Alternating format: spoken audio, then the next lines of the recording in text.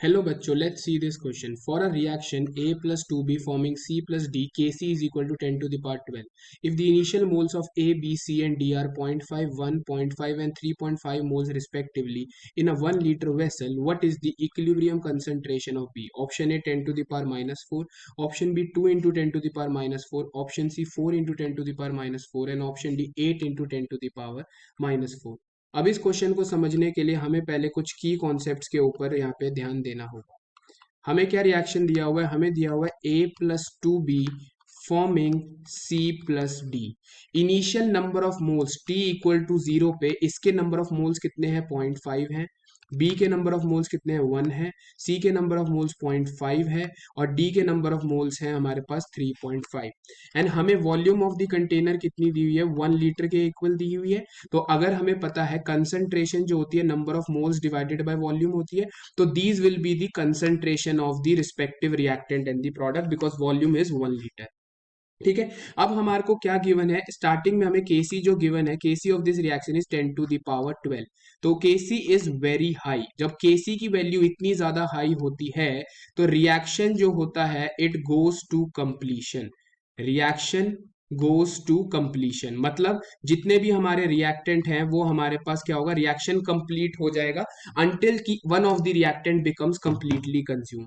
ठीक है जी। तो अगर हम यहाँ पे देखते हैं तो ये 0.5 मोल है। तो after time T at equilibrium पे क्या होगा? रिएक्टेंट ए कंप्लीटली कंज्यूम हो जाएगा, बी हमारा कंप्लीटली कंज्यूम हो जाएगा बिकॉज अगर इसका 1 मोल रिएक्शन करता है तो इसका 2 मोल करेगा। अगर ए का 0.5 मोल रिएक्शन कर रहा है तो बी का 1 मोल रिएक्शन कंप्लीटली कंज्यूम हो जाएगा। ये कितना बनेगा? 0.5 यहाँ पे बना होगा, 0.5 पहले से था प्लस 0.5 हमारा बन गया होगा because 1 mole of A give 1 mole of C. तो 0.5 मोल ऑफ ए से 0.5 मोल ऑफ सी मिलेगा। ठीक है, और डी कितना बनेगा? 3.5 प्लस 0.5 बनेगा, यानी ये हो गया 1 मोलर इसकी कंसेंट्रेशन, इसकी हो गई 4 के इक्वल। ठीक है जी। अब अगर हम देखते हैं रिवर्स रिएक्शन के बारे में, अगर हम बात करते हैं, अगर रिएक्शन रिवर्स होगा तो C plus D will be forming A plus B. Now the concentration of C is 1 molar. ठीक है, सी की कंसेंट्रेशन है 1 मोलर, डी की कंसेंट्रेशन है 4 मोलर, ए और बी हमारे पास क्या है? 0 है। ठीक है जी। तो अब क्या होगा? सपोज यहां से after T equal to 0, after T equal to time T इसमें से कुछ एक्स अमाउंट टूटेगा तो यहां से भी एक्स टूटेगा। ठीक है, ए प्लस क्या रिएक्शन है? 2b है, तो यहाँ पे x बनेगा और यहाँ पे कितना बनेगा? 2x के इक्वल बनेगा। अब क्या हो जाएगा? बैकवर्ड रिएक्शन का केसी क्या हो जाता है? केसी डैश विल बी 1 अपॉन केसी। जब हम रिएक्शन को रिवर्स करते हैं तो जो इक्विलिब्रियम कांस्टेंट होता है it become reciprocal, so it will be 10 to the power minus 12। This is very low. तो जब हमारा Kc की वैल्यू वेरी लो होती है तो रिएक्शन जो होता है it does not start. Reaction does not start only, तो रिएक्शन स्टार्ट ही नहीं होगा, यानी जो 1 माइनस एक्स है ये अप्रोक्सीमेटली 1 के इक्वल हो जाएगा और 4 minus X will be approximately 4 के इक्वल हो जाएगा।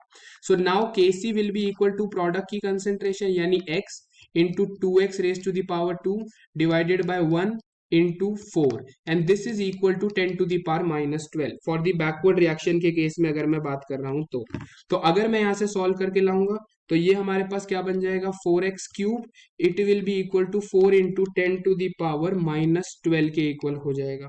4 and 4 कैंसिल, तो यहां से हमारे पास x कितना निकल के आ जाएगा? हमारे पास 4x क्यूब है हमारे पास, तो x हमारे पास यहां से निकल के आएगा 10 टू द पावर माइनस 4 के इक्वल।